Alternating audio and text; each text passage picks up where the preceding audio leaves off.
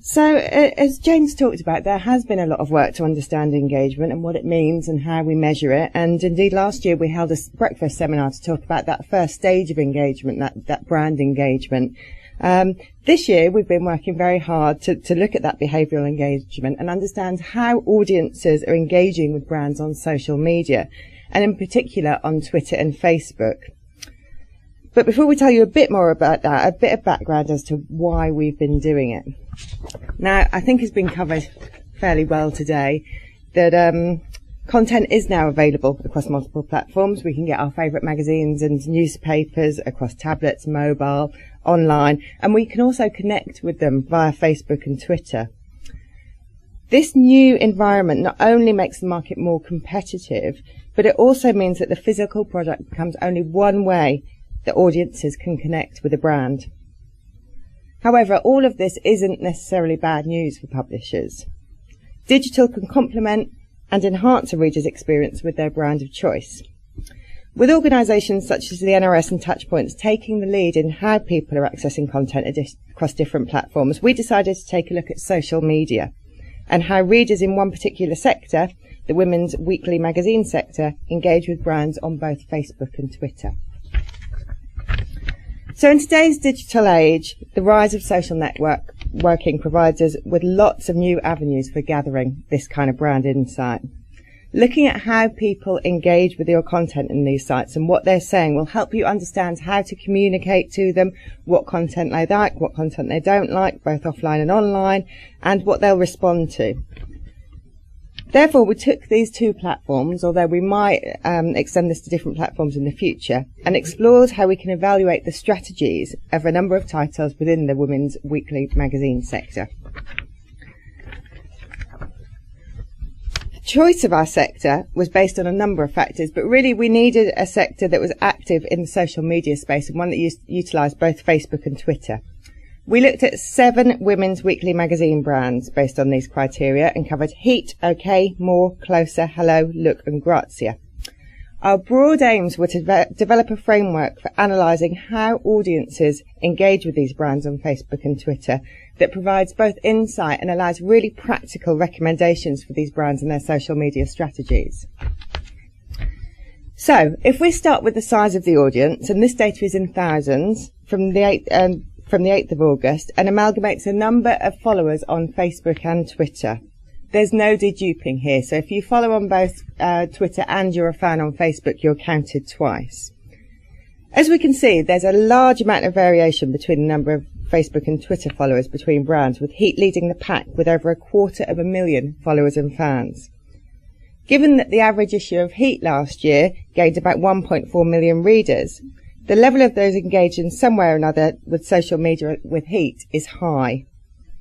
However, there is large variation, as I said, and this bears little relationship to the offline readership figures for each. For example, Closer has the smallest number of social media fans or followers, yet it has one of the highest readership levels of our set of titles. It doesn't necessarily follow, therefore, that the bigger magazines automatically receive more followers. We also looked at the size of audience by platform and found that, again, there's wide variation in the difference in audience sizes across platform. Some brands are much bigger on Facebook than Twitter, for example, More and Look, and some have much larger numbers on Twitter. Each of these platforms are very different and require different strategies. Facebook is much more conversational than Twitter, in the sense that all fans can see all comments, and that encourages a lot more conversation and more of a community feel. Post tone and content should reflect this different nature. Having said all of that, we also know that, as with many things in life, size isn't necessarily everything, and bigger doesn't always mean better. Is it more important to have lots of followers who might not be engaging with your content, or have a smaller fan base which is highly switched on to what you're saying to them? Our view was that we needed to understand levels of interaction to really evaluate social media strategies. So we worked on a data set that allowed us to integrate each of the following: audience size, interaction levels in terms of the number of comments and likes per post on Facebook, and the number of retweets and @mentions on Twitter, and the number of posts or tweets broadcast by each of the account owners. We've done a huge amount of analysis on this data, and we did drown in it at times. And time permits us only to show you a small proportion of this today. I'm going to talk you through firstly how we calculated one score for each brand based on their social media success or otherwise, and we've called this our social heat score. We've also looked at each platform and interaction levels and audience size by brand, and to look at how we can start to unpick where brands are doing well and where other brands perhaps aren't doing so well. What I'll talk about at the end of my 10 minutes is what Women's Weekly brands can do to increase their engagement with audiences on Facebook and Twitter. So, we have devised one score for each brand to evaluate social media strategies.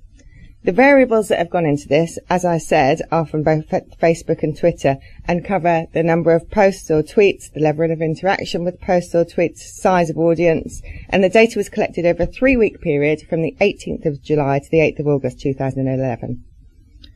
Currently, we've assumed an equal importance between audience size and interaction on both Facebook and Twitter, giving them an equal weight in our analysis.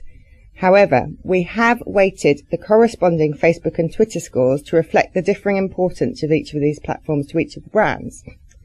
For example, if the number of followers and the amount of interaction on Twitter was double the equivalent figure on Facebook for a given brand, we upweighted the Twitter score accordingly. This allows a view of engagement that takes into account potentially different social media strategies of each of the brands. However, we are keeping this adjustment under review and may revise it in subsequent models. This allows us to really easily compare and evaluate brands on one metric, which, as we can see, discriminates well between the brands. Heat scores best with nearly 82% on our social heat index, meaning it has large audiences and high interaction on both Twitter and Facebook. Although there are merits of having this one score and being able to compare, we also conducted lots of diagnostic research to understand what's driving this level of engagement. If we start with Facebook, we've mapped out the size of the audience on the y-axis alongside the average number of interactions, and that's likes or comments, for each post from the site owner on the x-axis. The size of the bubble relates to our overall social heat index. This allows us to understand if brands need to focus on acquisition or retention strategies to increase their social heat scores. As we can see, Heat and More are clear leaders in the Facebook space from our competitive set. Look is following in third place, but the level of interaction, which stands at about an average of 17 interactions per post, is relatively low. It is worth noting, however, that there is some way to go to match some of the biggest media-based sites on Facebook. For example, EastEnders has a fan page, has over 2 million fans and received an average of 692 interactions per post during the same fieldwork period. It's also true there are different ways of interacting with content on Facebook. Although we've grouped these into one metric of interaction in our calculations, it's worth examining the different levels of likes and comments per brand.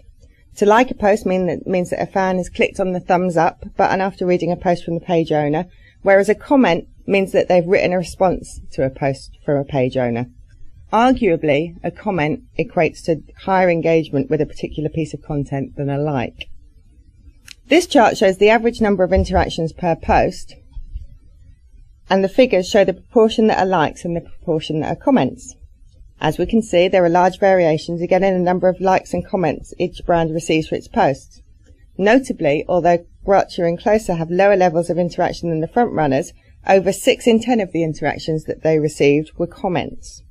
In comparison, 8 in 10 of the interactions for Hello and Look were likes. Although we attempted to negate the effects of frequency of posts by presenting the average number of interactions per post, we also looked at the absolute number of posts to understand if more activity from page owners equates to more fans or more interactions for individual brands. However, we found no real relationship between the volume of posts by site owners and either the interaction or the audience side. In fact, the correlation between the volume of posts and the level of interaction is actually a negative one. Therefore, in this sector, more activity on Facebook doesn't necessarily lead to bigger audiences or more interaction. We also looked at the format of posts to see whether they were status updates, photos, links or videos. As with the volume of posts, there seems to be no real correlation between the type of post and levels of interaction. It would seem that amongst our competitive set, it's quality and content of post that encourages interaction rather than sheer volume or posting particular formats of post. So what equates to a quality post in this sector? From qual analysis of our fan pages, there are a number of different content areas or types of posts that encourage larger volumes of comments. And these are explicitly asking a question that will resonate with the target market. Posting about specific topical events encourages a larger number of comments. Links to the physical magazine will also receive lots of interaction. This is sometimes as general as asking for feedback about an issue or links to specific articles. Finally, competitions and brand partnerships can also lead to high levels of interaction. However, it is always worth linking these to specific questions or insights you want to get to encourage discussion. So we've looked at Facebook, but we also need to examine Twitter to evaluate strategies here. This chart shows the interaction level and audience size in a similar way to that first Facebook chart.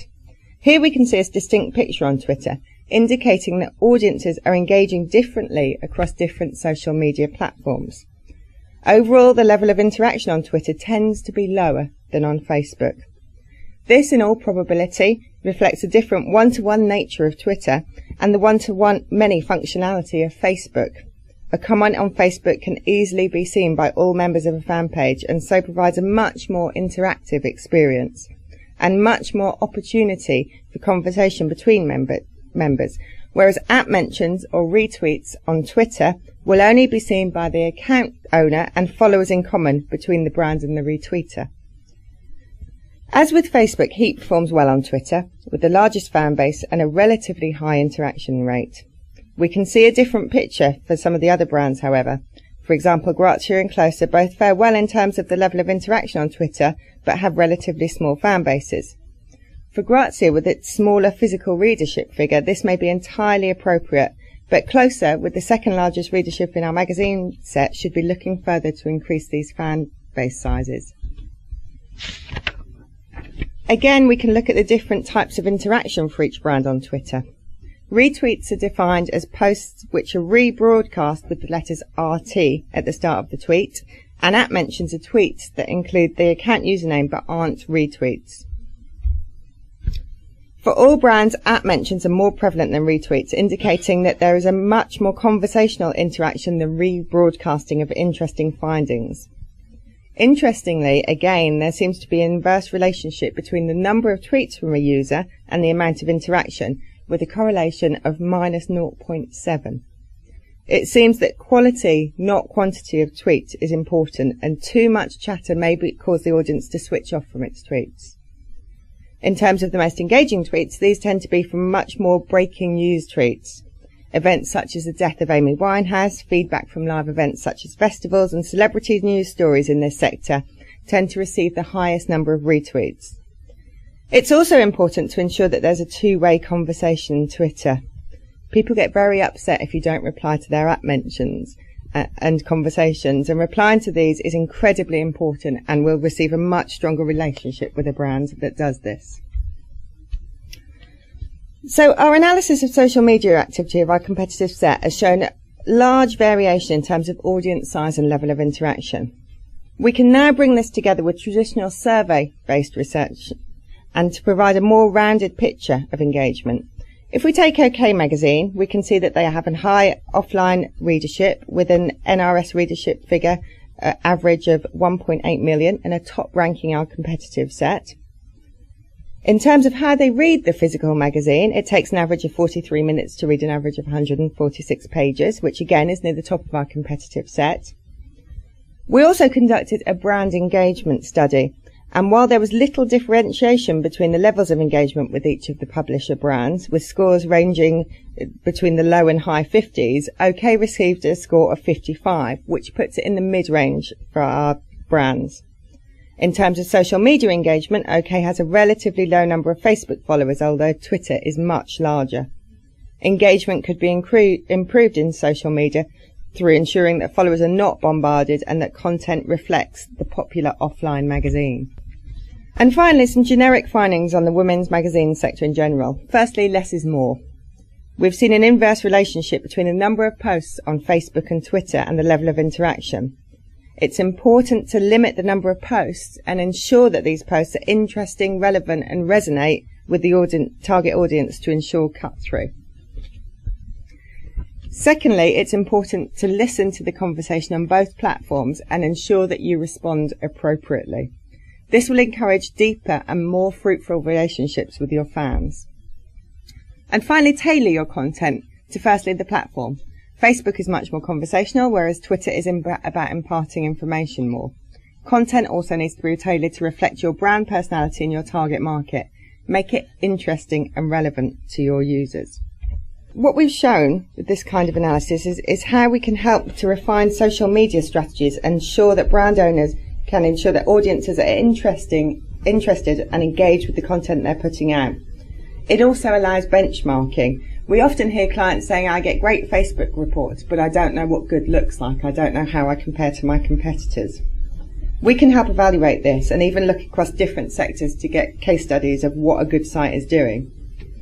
And what we hope all of this does in the end is start to prove the value of social media audiences to advertisers and justify the expenditure that's involved in ensuring that fan pages and Twitter accounts are optimised. Thank you.